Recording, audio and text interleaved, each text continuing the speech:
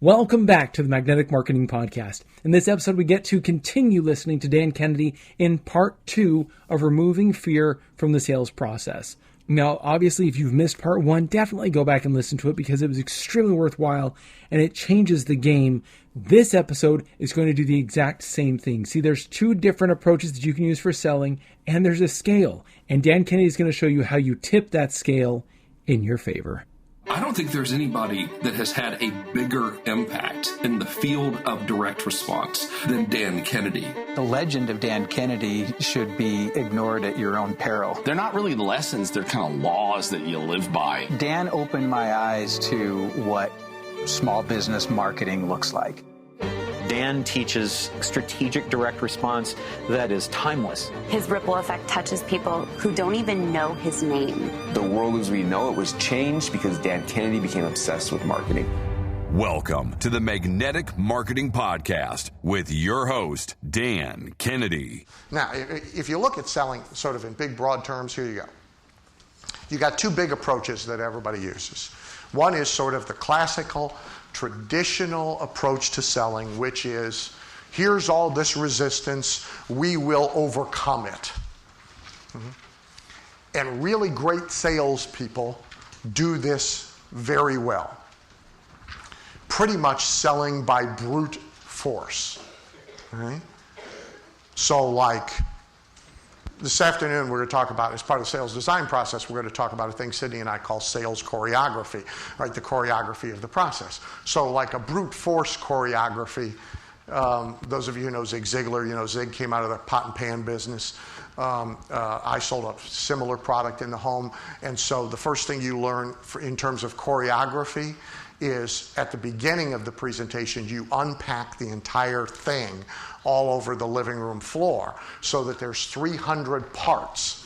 It takes 45 minutes to pack it back up to get out of the house. So even if 15 minutes into the presentation they're throwing you out of the house, you got 45 minutes more to sell because you got to pack it up. If you take it out one thing at a time and show it to them, you're DOA. Because a lot of the sales are made after they've told you to pack up your shit and get out. Right? Well, that's brute force selling. And you can sell that way. If you're really good and immune to criticism and, pretty much have, a bulletproof self-image, or you're deaf, or, whatever. People sell, they overcome resistance by simply bullying people into buy. Okay? If you get a book of sales closes, like if you get the book The Closer, how many of you own the book The Closers? Okay, and you should, by the way. I'm not saying you shouldn't study this stuff. Don't misunderstand me. I'm just saying there's a different context now to use it in where it works even better is when you remove the resistance. If you get a book like The Closers, or you get Zig's Secrets of Closing the Sale, okay, how many of you own that? Okay, great book, okay? You'll find the Challenge Their Manhood close in both books, okay? Now that's a bullying close, right? That's some version of, of all things last night, I had Deal or No Deal on, which is like the only way you could build a dumber game show, is if we've hidden money here on the stage under a bucket. You got 3 hours, find the bucket. Okay? That's like the only way you could build a dumber, and you'd have the family going, I don't know what to do. Should we look under the stool? Should we look under the table? I don't know. I mean, there's a computer, there's a home game version of Deal or No Deal. Take 5x6 cards, write a number on it, stick them in an envelope. You got the home game. But anyway, I'm watching Deal or No Deal, right? And you guys all know the shtick, right? You know the deal. The banker guy keeps trying to buy them out as they get closer and closer, cheaper and cheaper, right? And so what's his face, the host, Howie Mandel, the couple last night was like getting close because they had $4 million briefcases left and only 12 things. And, it was up there. And he turns to the head of the family. So the whole family was playing. And he turns to the man, kind of isolates him with his body from the rest of the family. And he said, which is choreography. And he says, so there's choreography and there's language. We're going to talk about this afternoon. Most people don't pay enough attention to either one of them. So you're really going to have a great opportunity this afternoon. So he gets between the guy and the family with his body. And he says to the guy, the banker doesn't believe you have enough guts. Now, in a living room selling with this clothes, you would have said balls. On TV, he couldn't. Right? He said, the banker doesn't believe you have enough guts to turn down $213,000. Decision made. Okay? Done deal. Okay? The guy hit the red button so fast your head spun. No discussion with family, no nothing. Right? That's called the Challenger Manhood close. Okay? It's a bullying close. That's what it is. You just bully him into buying. And you've seen people sell to you one-on-one that way or sell to you from the stage that way. You can do it. There's the sleight of hand sale with a nod to Dave D. That's where I confuse you, right? I make you ignore one thing and pay attention to another. Okay? There's momentary suspension of disbelief, right? That's where it makes no sense, but I convince you want the thing so bad. See, Charlie Brown wants to believe. He wants her to be a decent human being. He wants to be able to kick the football. And so all of his context, he suspends his disbelief for a moment. Now, you can only get it suspended for a moment. In the early days of Personal Power, the first Tony Robbins show, we focus grouped buyers. These are people who had bought. Okay? And they all told us, we don't believe the castle is his, we don't believe the helicopter is his, we believe all the testimonials have been paid, yada, yada, yada. And they bought anyway. Right? They wanted this thing over here so desperately. It was portrayed to them so magnificently that they were willing to suspend their disbelief long enough to pick up a phone and read a credit card number. Now, not for an extended period of time, you understand. Right? But you could overcome all their resistance with these kind of tactics. Okay? There's problems with this approach. Number one, it requires a relatively exceptional individual. Right? You may be able to turn yourself into it. You may already be this, but it'll be hard for you to get 10. Almost impossible to get 100. Okay? That's why there's a bell curve in every sales organization. Right? Why? Because why don't you just have the ones at this end? Because you can't get enough of them. Right? So it requires an exceptional human being, which is the exact opposite of the way you want to build systems in business. You don't want to build systems that require exceptional people. You want to build exceptional systems that can get satisfactory performance out of mediocre people. That's why McDonald's is a success. Imagine this investor meeting.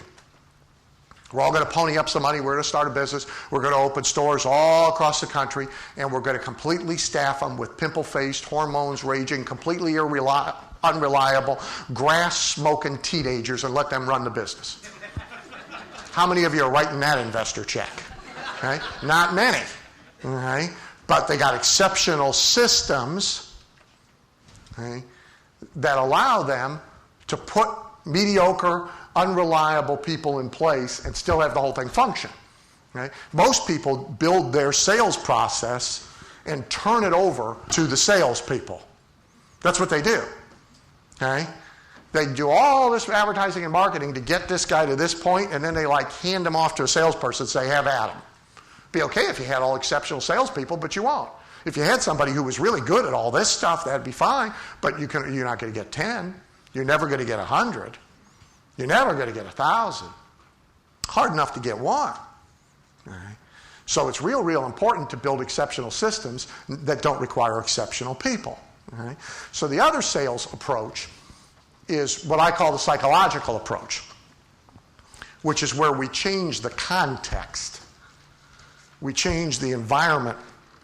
We change how the person is being handled so that they can forget about all the times the ball have been pulled away. Now, we can still use some of these other tactics, by the way, in that other context, and they'll work even better, but the good news is they're usually not required, or they can be used at a mediocre level rather than a high performance level and still get great results, right? So the sales people who go to a sales seminar to learn another sales close, they miss the point. And the people who the owners who put their salespeople in another program to teach them another close, they miss the point. Okay? This is really a very simple equation. We succeed or fail depending on the tipping of the scale between trust and fear. That's how we succeed or fail in selling. Where the scale is between trust and fear. And here's the evidence of it. In a stampede sales environment, like, how many were ever at the really big, like, Peter Lowe events where I spoke? Okay. You guys saw, how many of you stayed to see me? Okay, well, look. Say that's an inside joke. The rest of you won't get it, but the first stampede was 3/4 of the place leaving. We started, there were 30,000 people. I spoke to 6. But then the second stampede was everybody running back and buying. See, in that environment, the vast majority of the people don't know what they bought. If you offered them $100 to enunciate what they just bought, they haven't the faintest idea. Okay?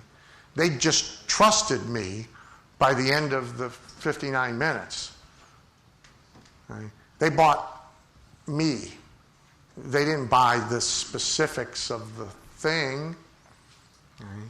And so I did things to tip the scale in a very, very difficult environment, right, in order to make that happen. Okay? For example, I sort of made fun of everybody they'd heard before during the day who they now felt they hadn't got any content from.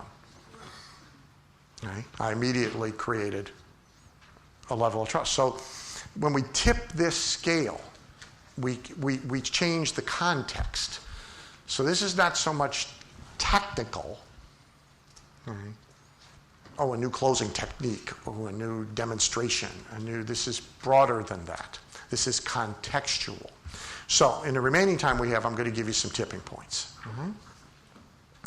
And here's the most important thing to know about this. And this is true of our advertising and marketing, and then it's true of our sales, right? So go back to our friends who have a 40% closing rate in an environment where they should have a 90% closing rate. Right? The rest of those people were what I call almost persuaded. Charlie Brown actually let her have the football. He let her set it up. He backed up 20 steps and aimed at it. At the last second, he chose not to run towards it. And you got to understand, for every person you get to answer your Yellow Pages ad, to respond to your sales letter, to come into your sales environment, to permit a sales presentation to be delivered, and then to either buy or not buy. For everyone you get, there's probably more who were almost persuaded. Almost. It would only have taken just a little more. I talked to somebody the other day who was shopping for a major banquet kind of event, right? Big dollar thing. Not a wedding, but a social, a party thing, not a business thing, but huge, probably $25,000 check. And she went to 4 different facilities, and she met with 4 different chefs and caterers and all that stuff. And she bought the most expensive one, which is, there's a lesson in that in and of itself. But then I said, so tell me about the ones you didn't buy from. Why didn't you buy from this one? Why didn't you buy from that one? Why didn't you buy from this one? Now, most people can't enunciate these little things. They're there, sort of in composite. Most people can't enunciate them. She was able to enunciate it, right? And it wasn't even the chef. The salesperson, which has some highfalutin title, event something or other, consultant something or other, said she had dirt under 2 of her fingernails. I said, that's it? She said, yeah. All things being equal, could have gone this way, could have gone that way, could have been this one, could have been that one. She had dirt under 2 of her fingernails, and I couldn't get it out of my mind. Almost there. $25,000. all she had to do was have clean fingernails. That's all she had to do. All she had to do. Sales guy goes on an appointment, shoes aren't shined. Can be all it takes. Can be all it takes. Now, we shouldn't be that way. We are that way. We're very judgmental. And we've been betrayed so many times. So we're looking. We're like looking on a subconscious level for any sign, that we're going to be betrayed again, that these people aren't what they pretend themselves to be. Right? So the car salesman takes the customer around to show them the service department because he wants a big part of buying a car, right? If you've been betrayed before, is you want to know they're going to service the car. And he takes that person around to the service department to introduce them to the service manager, and the service manager, who's busy with 17 problems, running around, is brusque. Service manager says, nice to meet you. Oh, nice to meet you. Are you going to be joining our customer family? What kind of car are you buying? Do you have children? Do you have a dog? Oh, what a great choice. He doesn't do that. Right? Everything they did up to then is ruined. The $100,000 a week they spend in advertising, the phone tree, the websites, the sales guy, the Taj Mahal showroom, it all got screwed because the service manager didn't slow down for 30 seconds, ask 5 scripted questions, and at least pretend to be interested in that person. Now, that ain't going to happen. It might happen by accident. If you hired enough service managers, you'd wind up with a guy who did it instinctively or experientially. But you're going to have to hire a crap load of service managers. No, you got to put that in place. You got to, as we'll talk about it this afternoon, you got to create that language. So you got to create the 5 questions. You got to make him memorize them. You got to make him show you that he knows the 5 questions. All right? And you got to choreograph what happens when the car salesman walks back there with the customer. What does the service manager do? He sets his clipboard down as a means of showing I'm going to pay attention. And he turns to face you, and he slows his speaking speed, and he has a conversation with you. But you ain't going to get that by accident. You're going to go get that by hope. You're going to get that by design. So let's talk about the major tipping points that just make the difference between 40% close and 60% close. Ultimately make the difference between your cost per sale being bad, good, so low you make a fortune. These are the tipping points. Here's the first one. Who is selling to them? Who they perceive is selling to them. Okay. So there's 4 things that help. Okay. 4 things that help.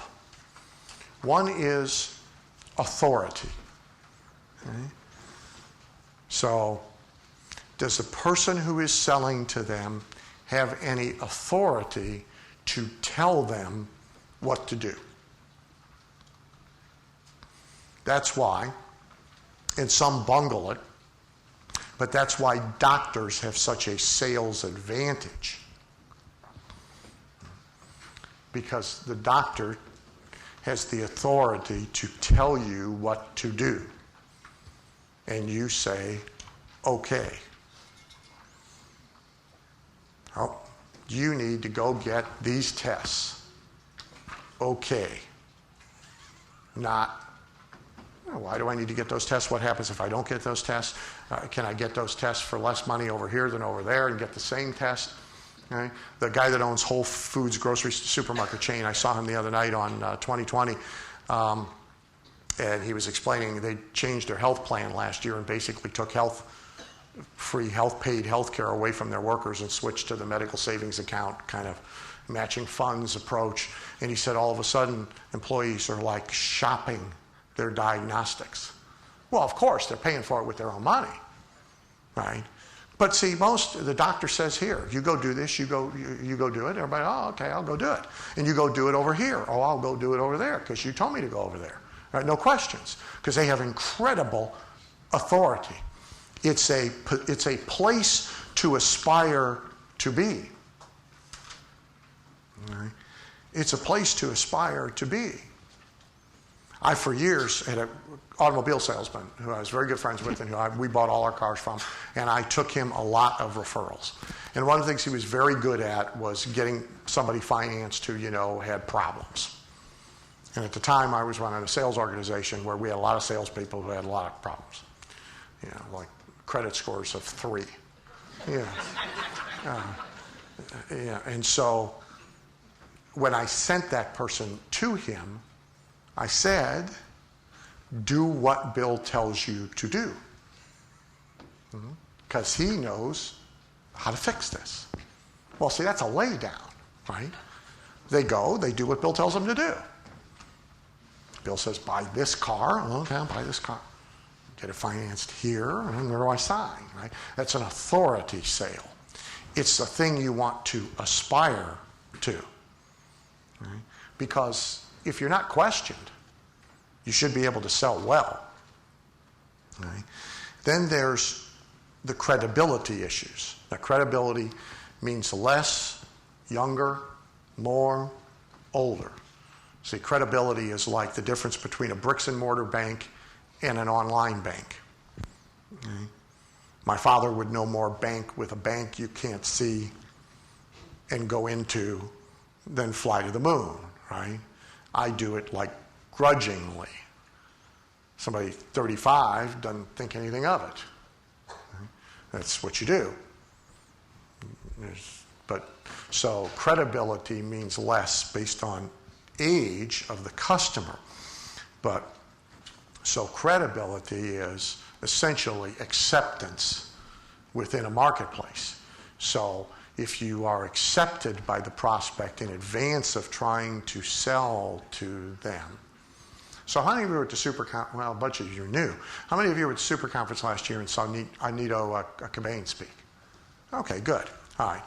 Well, Nito, as you saw, he like oozes stature, right?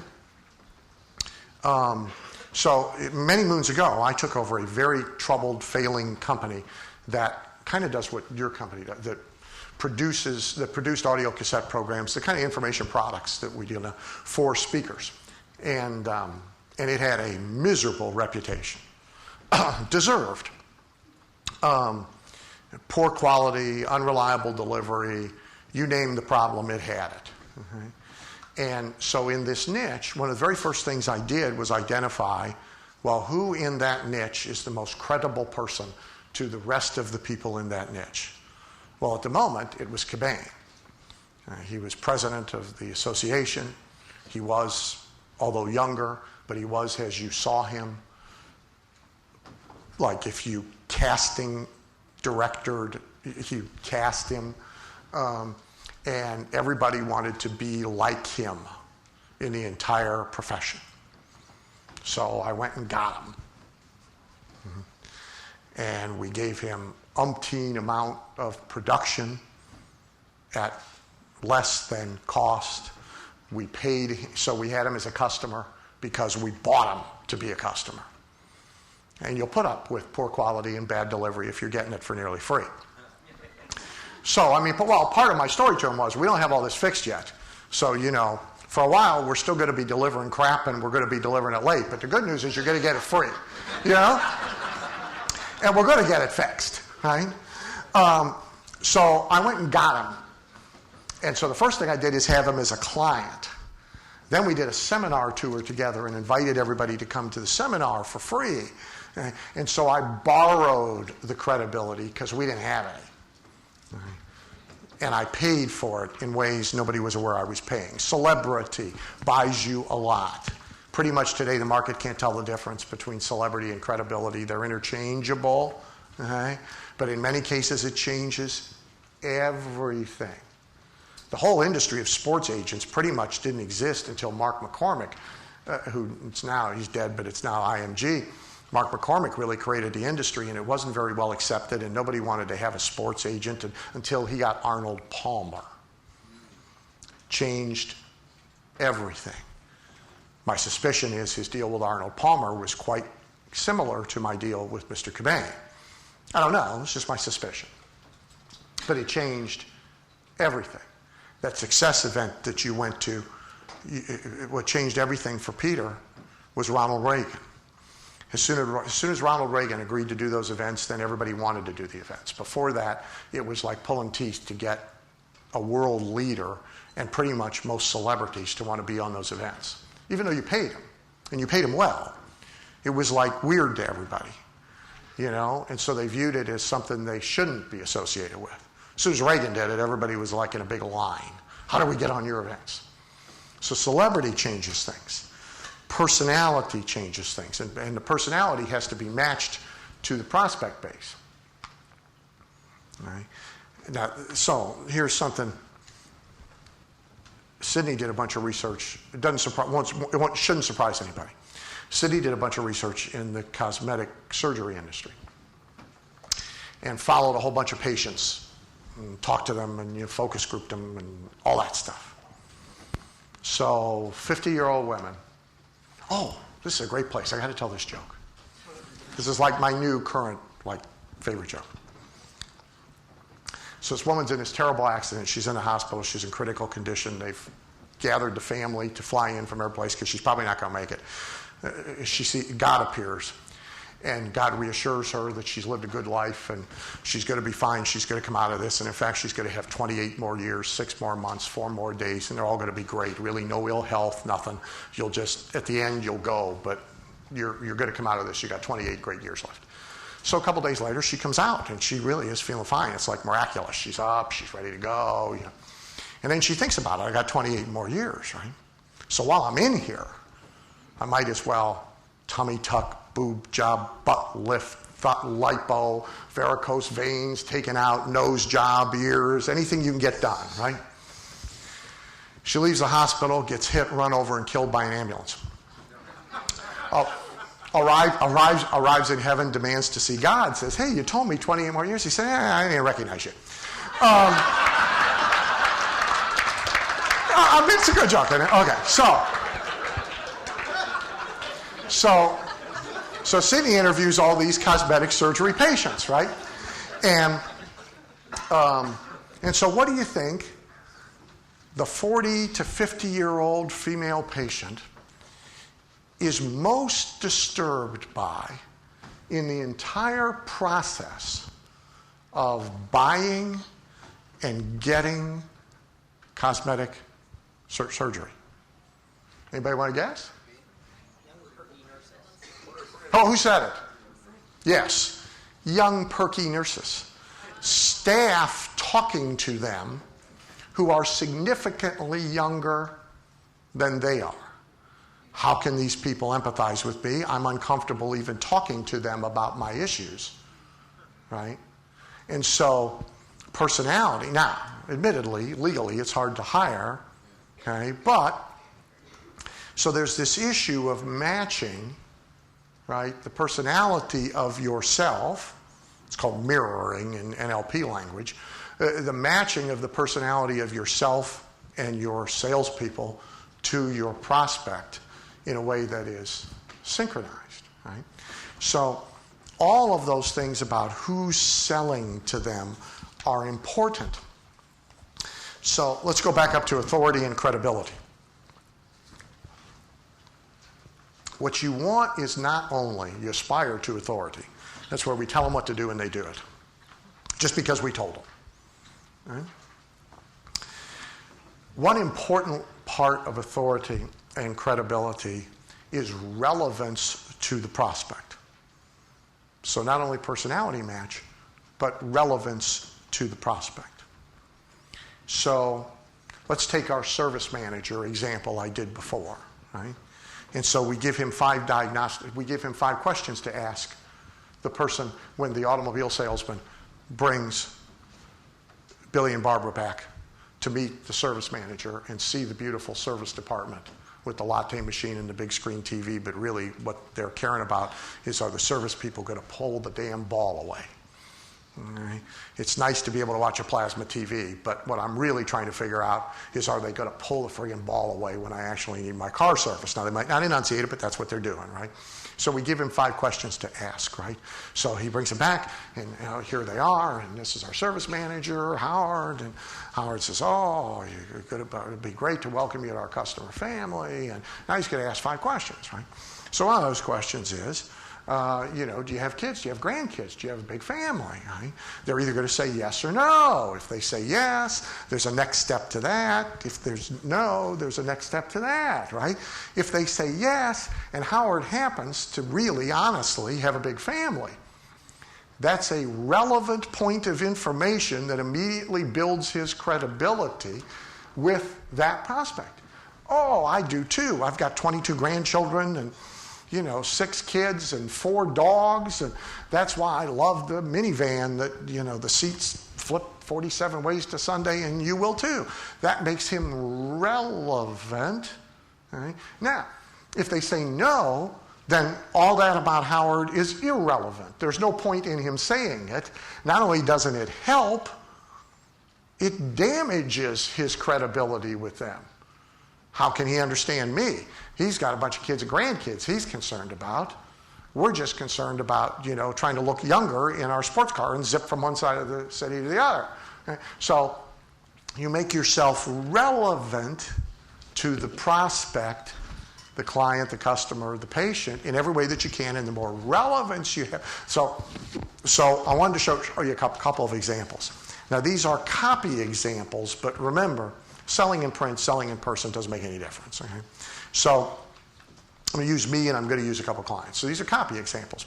So I have this long, let's say, resume. Right? You do too. You probably have more than you know, more than you think about, more than you might use. But I got a big resume, 30 years, not only one job, I understand, but a bunch of stuff. So 30 years of stuff to choose from. So every time I'm going to a new market, a new audience, now there's some generic stuff, right, that you want to tell everybody. But then there's ways to either make yourself more relevant or less relevant to every market. We work on this a lot. So this is for dentists with a program being introduced to them called Dentistry for Diabetics. So here's now what's important to them from a credibility standpoint. Number one, I'm going to mention health-type companies that I've had as clients. Now, if I'm going to go over and talk to automobile salespeople, I'm not going to mention any of those clients. They don't help me. Not only don't they add to my credibility, they diminish my credibility. But in this environment, they add to my credibility. So I want to talk about them. I borrow credibility by talking about the gurus of their industry that they all know, who are my students. None of those names are useful to me anywhere but this particular environment with this particular group of prospects. The authority stuff is generic, right? I pretty much use that anywhere, okay? People pay me a crap load of money, more money than you can even imagine. There's a long line of them. I don't need you. Okay, that's authority. That's sort of starting to do takeaway selling. Here's some more dentist relevant stuff. This is all copy from Tom Orent's boot camp stuff, I think. So borrowed celebrity. Okay, I don't have a celebrity dentist, but I got a celebrity cosmetic surgeon. Better than nothing, close enough. Doc's a doc. He's the guy on Beverly Hills. He's the old guy on Beverly Hills 90210. Even if they don't watch it, everybody knows what Beverly Hills 90210 is. So I pull that out of my whole pile of stuff, and I use it here because we're talking to dentists. You've never heard me use it with you before. There's no reason to use it with you. Okay? There's only reason to use it here. So it's in my little dental chiropractic doctor file, right? There's language issues. You got to be very, very careful, like not to call them customers. You got to call them patients. If you're going to talk, you don't use sales, you use case presentation. So there's real language issues. Okay? So you'll see here's like some generic bullet points that move. I'm giving the same speech. If you will, I'm selling the same product, just to different audiences. But I say case presentation here, case acceptance. See, I don't say how many sales did you close. I say how many cases were accepted, how many case presentations were accepted. See, if you don't get that right, okay, you ruin everything. So your credibility goes up or down based on the relevance you create to the specific audience market in which you're talking to. So now these are chiropractors. Okay? So, and they're getting in the weight loss business. Well, so Weight Watchers and Physicians Weight Loss Centers is a real useful thing to me. If you had these things to compare, you would see I dropped some corporations that were mentioned in the dental one that I didn't mention here because they didn't help me from a relevance standpoint. Okay? My borrowed credibility here, because we're doing weight loss, I borrowed more from Guthrie Renker than I borrowed anywhere else. Okay? So there's differences. Also, I went back. Now, these are chiropractors, remember. So here, I want to mention some gurus, too. Now, in the dental example, the gurus I mentioned are people I work with currently. In the chiropractic example, I mentioned, for example, Larry Marks and seminars. I think I did a bunch of work for Larry in 1983. Okay? I haven't talked to Larry in 20 years. Don't make any difference. He's a name they know. And it's a factual, truthful reference. I just omitted the fact that, it's 20 years ago.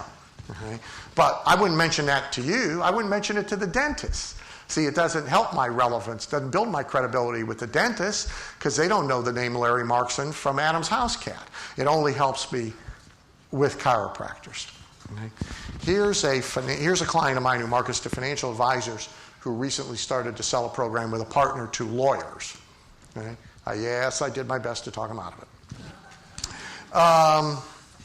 Well, do we have any of them here? Any attorneys?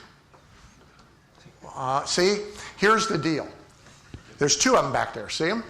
And the one's really trying to disguise himself. So he's wearing a bright colored shirt and a funny cap. See, he's trying to con you into the fact that he's a nice guy. The other thing you got to notice is they all sit together. Anytime they go anywhere, they sit together. You know why that is? Nobody else wants to sit next to them. And so we let him in here anyway. Okay, and so Dennis is marketing to attorneys. Now, Dennis is not an attorney. He doesn't have any attorney clients. It's a brand new program. He does have this partner who is a fairly famous attorney, so we have to deal with borrowed credibility. But when we get to authority, say we can take stuff out of his current experience that is relevant to what it is that they aspire to. So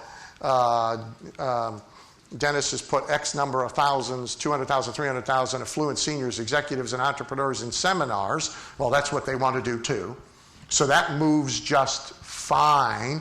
That helps credibility. Okay?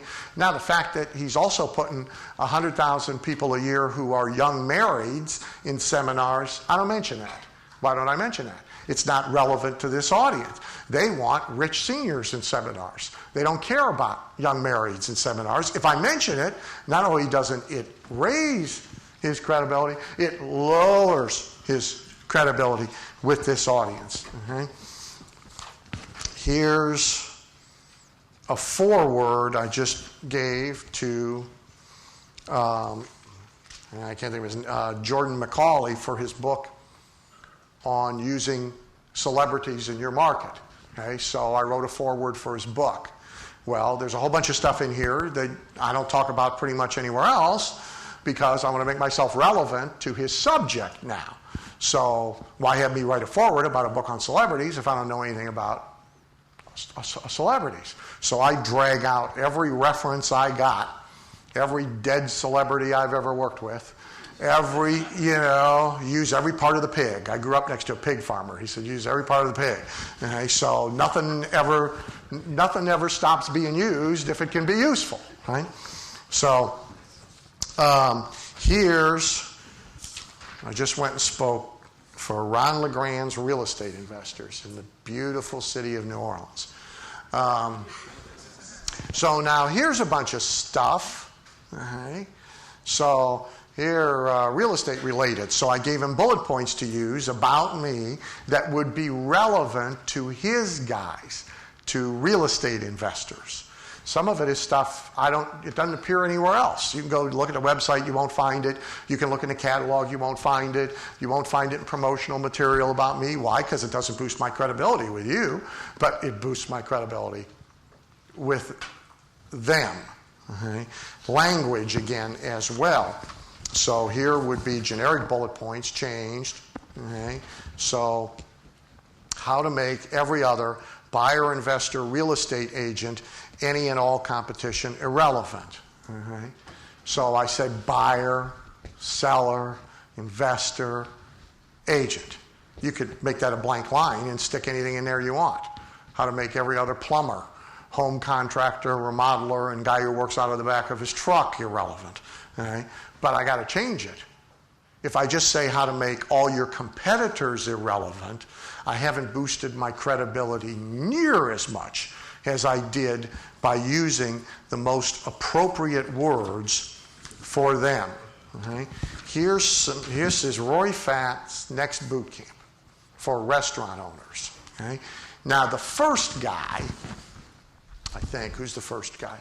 Yeah, the first guy, Farrell, he is organically and naturally relevant and has credibility with restaurant owners, because he was a restaurant owner who built up a chain of restaurants from nothing and sold it to Marriott for a ton of money.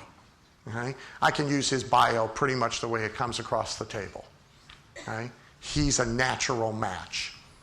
The next guy is the guy who wrote the book on Starbucks. He's not quite as easy because he's given a book report. It's a good book report, but it's a book report. He's not Howard Schultz. He's the guy who wrote a book about Howard Schultz. I got to work a little harder. Okay? And I don't take anything for granted. He's also writing a book about Ritz-Carlton. Well, first of all, I got to tell him what Ritz-Carlton is. I can't assume. And then I got to make him I got to give him authority on that subject. So it's the only officially authorized book about Ritz-Carlton. So that's important. I just gave him more authority than he had if I didn't say officially authorized. Now the next guy has no direct relevance. Okay? Mike Vance, some of you have heard Mike. Maybe you were at a super conference where Mike spoke for us. So he's a creative thinking guy, but he's never owned a restaurant, yada, yada, yada. So I got to dig deeper there. Now it so happens he's had a bunch of hospitality industry clients. So here I talk only about his hospitality industry clients. I didn't mention the non-hospitality industry clients. It doesn't do me any good to tell them he's done a massive amount of work with IBM. They don't care about that. Doesn't help his credibility. If anything, it harms his credibility because of my business is different. Right? What does the fact that IBM paid him $1 million last year have to do with my bagel shop in Botswana? Right? See? So not only doesn't it help, it hurts. So I'm constantly, so this copywriting job is about, for example, going through 12,000 pounds of stuff about Mike Vance, looking for the stuff that is relevant, that will build credibility, and getting rid of all the stuff, including stuff that they normally would like to brag about a lot, getting rid of it because it's not relevant, therefore won't build credibility with this particular audience. Translate this now, not just to your marketing. It's easy to do in marketing. I mean, it's work, but translate it to your selling. Say, so anything that is being said or shown, if I'm trying to sell you something, anything that is being said or shown to you that you judge not relevant to you diminishes my credibility with you, takes away authority. Now I haven't built the platform on which I can say you should do X. And you say, well, I'll do X. Right? Anything I show or tell you that isn't relevant, it ain't a neutral. It's not helpful, and it is harmful. If for no other reason than it took up space. It took up minutes, it took up time, it distracted from the relevant. Conversely, everything and anything I say or show that you judge really, really relevant to you boosts my credibility and moves me closer to a point of authority where I can say to you, here's what you ought to do, and you nod your head and go do it. All right? So why are before and after pictures so important in selling weight loss? Because nobody wants to buy weight loss from somebody who's always been skinny. Tough deal. Right? Tough thing. Why do people listen to Oprah about weight loss? Right? Most influential person about weight loss there is. Right? Why? Because she's been fat, thin, fat, thin, fat, thin, fat, thin, fat, thin. You know, and it's like in football, it's like in that Cleveland Browns-Bengals game, whoever's got the ball last, right? Whether she's fat or thin the last week of her life, that's how big a coffin they're going to need, okay? Because the only thing that's for sure is fat, thin, fat, thin, fat, thin, fat, thin, okay? But see, she wouldn't, nobody paying attention to her if she, you know, if she had a 14-inch waist, a little skinny thing, slide under a door, and she's going to talk to people about, no. Okay. So what's relevant builds credibility and authority. What's irrelevant diminishes credibility and authority. So now you got to get clever. So you got to design your processes in a way that put relevant stuff in front of people and get irrelevant stuff away from them. In face-to-face selling, that requires diagnostics, right? Big overriding principle for all that. Here's the last thing you ever want to be in selling. The last thing you ever want to be in selling is another salesman. Why? Because when they look at a salesman, what do they see? Lucy. Ingrain it in your head. Okay? If you put a salesman in front of them, they see Lucy, waiting to yank the ball away at the last second. That's what they say. Don't matter how you dress the salesman. Right? Don't matter how nice the salesman is. If he's a salesman, if she's a saleswoman, they see Lucy. So the first thing you got to do is not be Lucy. When Charlie finally, someday, he won't do this. He'll absolutely refuse to run up and kick the ball. But if Linus offered to hold the ball, Linus ain't Lucy. So if you want to immediately improve your results, just don't be this. All right? So you can't look, smell, talk, be titled. You can't be a salesman. Thank you for listening to the Magnetic Marketing Podcast with Dan Kennedy. If you love hearing in on these lost Dan Kennedy talks and speeches and calls, then please let someone else know about this podcast. That's how you can help it to grow. And the more it grows, the more free Dan Kennedy we can bring to you. Also, Dan would love to give you the most incredible free gift ever, designed to help you make maximum money in minimum time. Now, this free gift comes with almost $20,000 in pure money-making information for free just for saying maybe. You can get this gift from Dan right now at nobsletter.com. Not only will you get the $20,000 gift, you're also going to get a subscription to 2 marketing newsletters that will be hand-delivered by the mailman to your mailbox each and every month. One from Dan Kennedy and one from me, Russell Brunson. To get this gift and your subscription, go to nobsletter.com right now.